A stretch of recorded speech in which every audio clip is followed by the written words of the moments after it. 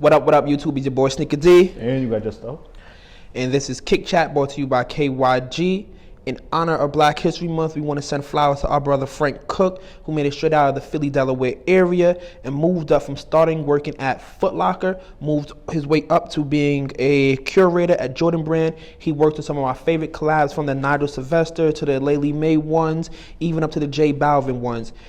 This is Black History Month, and that is Frank Cook. Awesome. So now let's get into our episode. First question, growing up, who did you look up to when it came to sneakers? Man, I want to say every day we grow up, right? I can't say as a child there was a single person that I looked up to, other than like the people who are around, right? And I want to say that I looked up to them because they're my age. So, but as I got to college, I started to look at Wale as being one of those people who was in the sneaker game long enough for me to say, all right, I realize this is what he does. I realize that these are some of the things that might be good because he had already curated these things. So I want to say Wale was one of those people that did it for me, or I looked up to. Growing up, I gotta give it to my brother Chase. He was an influence on a lot of things I did as a kid. He was the reason I wanted to play basketball. He was also a DJ, so he was the reason I was so into music at such a young age. And I remember when he started to gathering sneakers. I won't say collecting. He started gathering sneakers, and he'd have it just in the room, and that's when I really got into it. And when he started like buying Jordans, that's when I started to make sure I was putting up my money. So growing up, I had to give it to my brother Chase. He was the one that got me into sneakers. Like, he was the one I looked up to when it came to that. I ain't had no brothers. Sorry about that, guy. Don't worry, you got me, bro. All right, so next question is, what is your favorite Black History sneaker? And what do you think Nike could do to make the Black History Month drops more impactful in the culture? I feel like their drops have been mostly for NBA players, right? And in doing so, I feel like it really has to be a partnership between Nike and the NBA in order to make it impactful. I feel like the NBA has been doing a pretty solid job at, showing the support of the Black community, BIPOC community, however you want to say it, but we're talking about the Black people. And one of my favorite Black History Month sneaker silhouettes it comes from one of my favorite players, and he is Carmelo Anthony. He had a 1.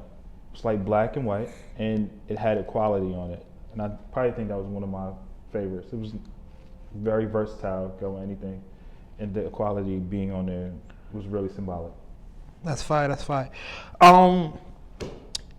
It's funny because Nike started the Black History Month sneaker drops in 2005. I think the first pair was a pair of Forces with the Pan-African flag on it. And I won't say the drops really impacted me when Westbrook dropped his Black History Month sneaker. And I remember when I first seen it, I was like, this is not the normal Pan-African colors. Like, what is this? And I realized it was fashioned after the Super Soaker, which Lonnie Johnson came up with the technology for it. Right. So I was like, I think that's what we need to see more of when it comes to the sneakers. We needed to tell more of a story other than just throwing a African tribal print on it or the Pan-African colors. I think when Westbrook did the Super Soaker, why not? That was that's really it's just not a Black History Month sneaker. That's he's incorporating Black history into the sneaker. All right, keeping it on Black culture. 3 of the most influential people in the fashion world right now are 3 Black men, from Kanye, Virgil to Jerry. And all 3 at some point worked with Nike, and 2 of the 3 are no longer with Nike. What do you think is going on that Nike cannot seem to keep these Black fashion designers? Once again, I feel like Nike gives you control of your work to an extent, and I feel that 2 of the 3 had their control. They felt like their control wasn't fully engulfed in what they were doing at Nike. I feel like with Adidas, they gave them more control as far as how many they would drop, what they could do with the sneaker. Jerry Lorenzo just has athletic brand. That's so broad. I could do so much with that. So I just feel like they just don't have enough creative license in the way they want to run things over at Nike. And I feel like Virgil he's like pulled in. He's doing so many things that he doesn't have a chance to care so much. If Nike's the only thing that he was doing, I feel like he would care a lot more. I think what it is with Nike is they're a very cautious brand in the sense of they're not going to take that chance that Adidas is taking in investing in something that's not going to return. I really do think when it comes to Kanye, they definitely did drop the ball, and that came because they did not understand his vision. Like, I won't say they didn't understand. They didn't understand how someone that's not an athlete could move the sneaker culture the way Kanye did. It happened, and here's the difference with Jerry and Ye. Ye was a little bit more. I'm not talking about I'm talking about in the sneaker world. Ye was a little bit more successful. What the hell? When we talk about Jerry Lorenzo, a lot of time we talk about that Nike Fair God One, which did excellent. But Jerry also had some other shoes that they sold, but they didn't do excellent. Like the Raids and the moccasins, the Skylines, they were all just So if I'm Nike, I'm like, besides this first one, out of your four, one is really pushing the culture. The other three, like the moccasins, no one wants those. You feel me? The Skylines, you could right now they're going for like 2 on StockX. You feel me? They sold out though. That's because they were low quantity. Like if they sell out and the prices really aren't jumping on StockX, that means like the want for them aren't there. So I think when he was asking for more control, he's looking off for what he's doing with Essential, but Nike's like, yo, what you've done with us hasn't, besides that first pair, hasn't really kicked down the door. So I don't think Jerry had enough success with Nike for Nike to invest the whole way. And next time on Kick Chat, D will explain his beef with Jerry Lorenzo. So let's move on to what are the top 5 sneakers you want to get in 2021? Like, no matter what happens, you have to have them. The first one is a recent. Well, it's going to be releasing on the 10th of February, Black History Month, and that's the neutral gray 85s. I need those. I don't care if I have to go to Chicago. I'm trying to get them. Other than that, I want the Lightning Force. Definitely got to get those. Special box. The special packaging.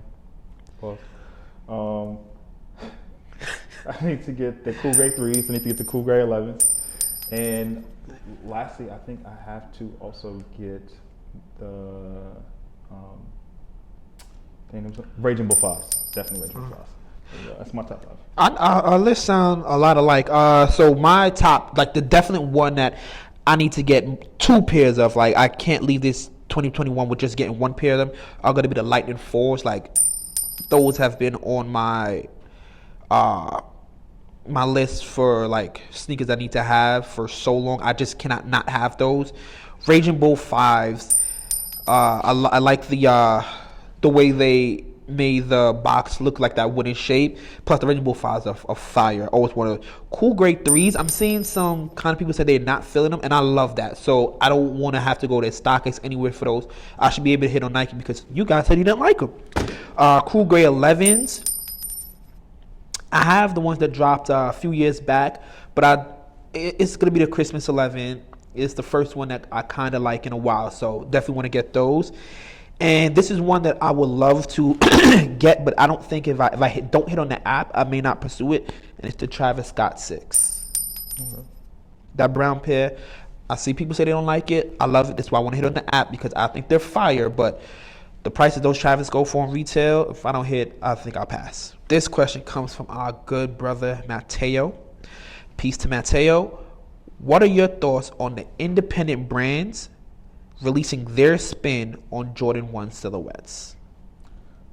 I feel iffy about it in a sense where I like that they're being creative. Like it's a sense of creative expression. Okay.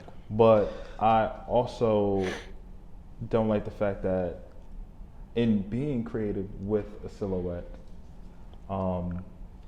you're taking away from the uniqueness in a sense. Because we already know, like, this is not a, it's not a blank, it's honestly not a blank canvas, right? Because this is something that's been done prior to you touching it. So it's not really a blank canvas. So you're plagiarizing and then claiming it as yours. That was very PC. I'm gonna get right to it. It's trash. Like, listen, I cannot stand it, especially with the Jordan 1, because right now the Jordan 1 is the #1 collab sneaker in Nike. It's the #1. I won't say it's pretty much one of the most released sneakers in various colorways, various heights. It's the one is already overdone in my opinion. Much less for these independent brands. And one, I like to support independent brands. I do. When I see them on, I do a lot of shopping off of IG, and I like to support them. But when I see you have a spin-off of the one, it's kind of like, how authentic are you really? Because like, that's a hype thing to do right now. Like, oh, let's just do our spin on the one, and it's trash. Like, seeing Bape about to do a pair of the shout-outs are my favorite pair. Bape, don't do it, please. We let y'all get away with the Air Force One. Please don't do the Jordan 1. There's no way we could talk about Black History Month and talk about the sneaker culture and not mention Mr. It Gotta Be the Shoes, Spike Lee, the man. What Spike Lee has done for the sneaker culture cannot be quantified. He took it from the concrete, from a Bed-Stuy, and put it on the silver screen with movies such as She Gotta Have It, He Got Game, and the unforgettable Do the Right Thing. Spike Lee has taken the character Monster Blackman and has put it in Nike commercials with Jordan, standing on his shoulders, holding on to the rim, saying it must be the shoes in the Jordan 3. What Spike Lee has done for the culture is unquantifiable. Spike Lee's Black History. This is our Kick Chat, brought to you by KYG. See you in 2 weeks. Peace. Yo, Mars Blackman here with my main man, Michael Jordan. Yo, Mike, what makes you the best player in the universe? Is it the vicious stunts? No, Mars. Is it the haircut? No, Mars. Is it the shoes? No, Mars. Is it the extra long shorts? No, Mars. It's the shoes it, right? Nah. Is it the short socks? No, Mars. Money's gotta be the shoes. Shoes. You sure it's not the shoes? I'm sure, Mars. What about the shoes? No, Mars. Money's gotta be the shoes.